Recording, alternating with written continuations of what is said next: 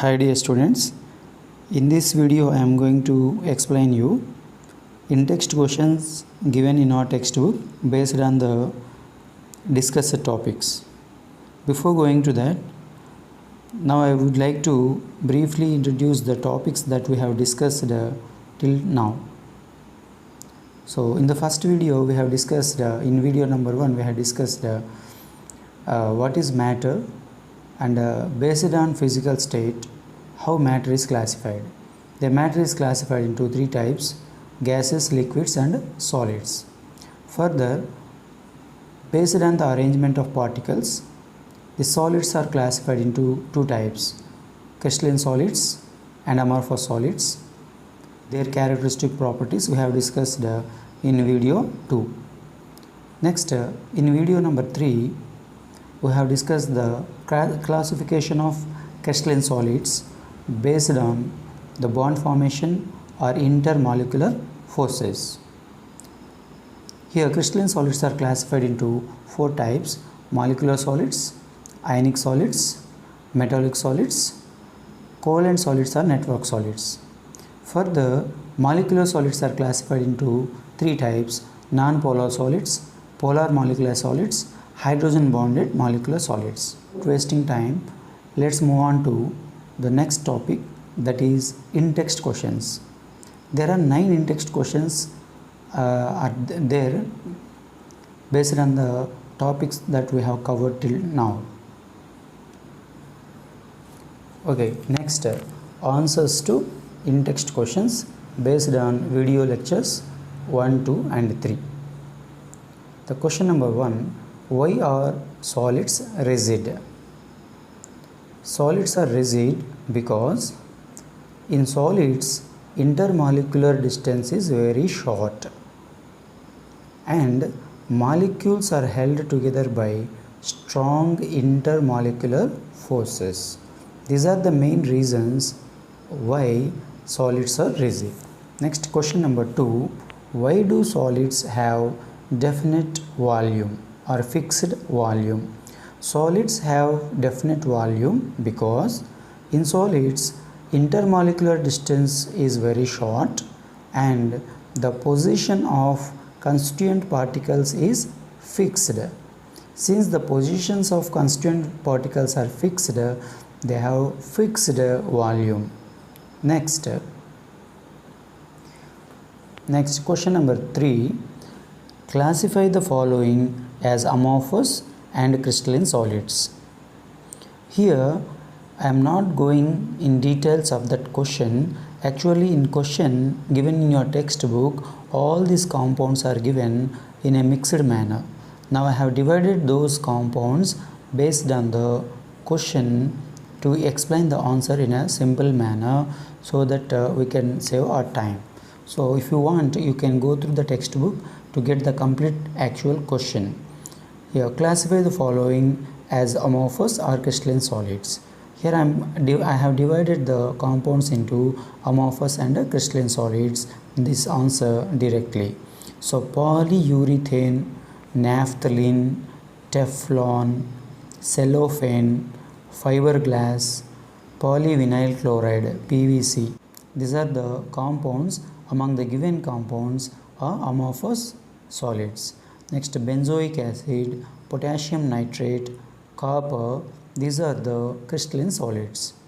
Next, question number 4: why is glass considered a supercooled liquid? Why is glass considered a supercooled liquid? Glass is an amorphous solid and it has a tendency to flow. Hence, glass is considered as supercooled liquid or pseudo-solid, that we have discussed in a regular discussion also. Next, question number 5: refractive index of a solid have the same value along all directions. Comment on the nature of this solid. Would it show cleavage property? So let's once again go through the statement given. Refractive index of a solid have the same value along all directions. That means if any physical property have the same value in any direction or in all direction, such type of compounds are called isotropic compounds. Generally, amorphous solid or isotropic in nature.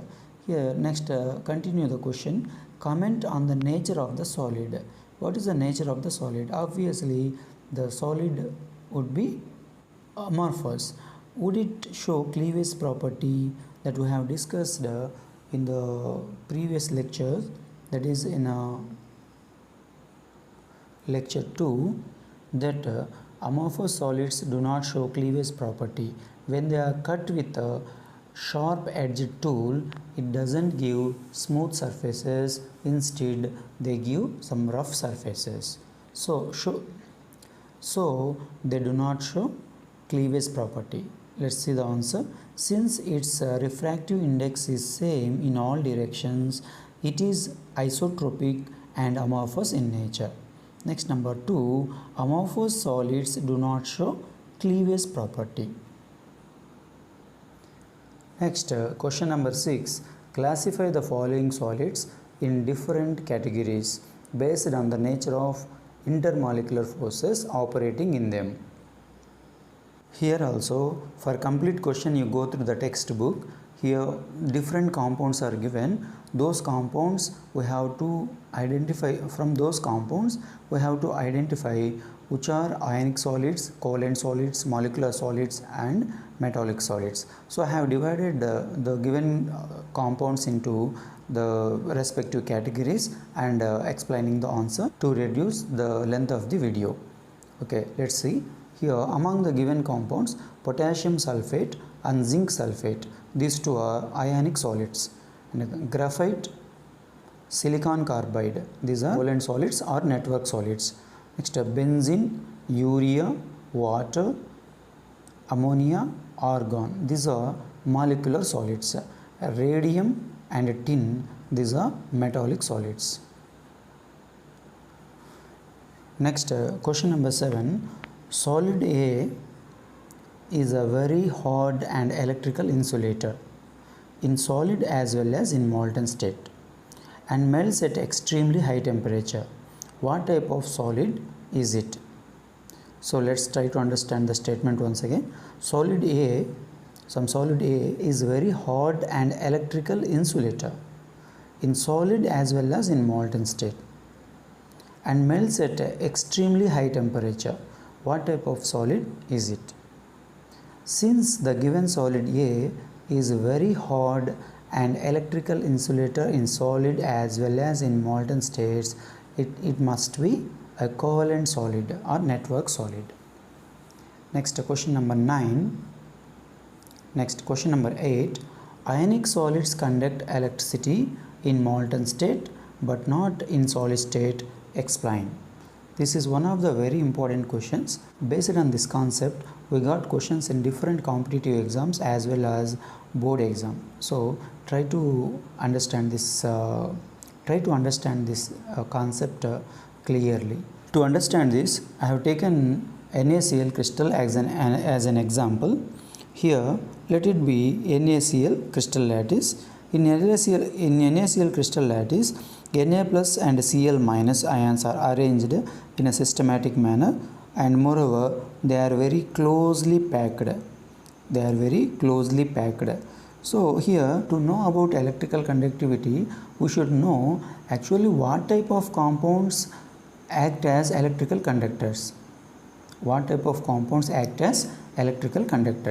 compounds which are having free mobile electrons, are the compounds which can have the compounds which can produce ions that in molten state or in aqueous state can act as electrical conductors. So here, even though sodium chloride in a crystalline form or solid state having Na plus and Cl minus ions, these ions are not free. These ions are fixed in their positions. Since ions are not free, they cannot pass electricity through them. Whereas the same NaCl, when dissolved in water, it splits into Na plus and Cl minus ions. That means it is producing free ions, so it can conduct electricity. So dear students, here the concept is very simple. Even though ionic solids are having ions in their ions, these ions are not free in solid state, whereas in aqueous state these ions are free, so they can conduct electricity only in molten state or in aqueous state. Next, last question. What type of solids are electrical conductors, malleable and ductile? What type of solids are electrical conductors, malleable and ductile? Can you answer? Very simple. Metallic solids are good conductors, they are malleable and also they are ductile in nature. What is the meaning of malleability and ductility? Malleability means they can be made into sheets, iron sheets for example. Ductility means they can be drawn into thin wires, iron wires, copper wires, gold wires, silver wires and so on. Okay, thank you. See you in the next video. Bye.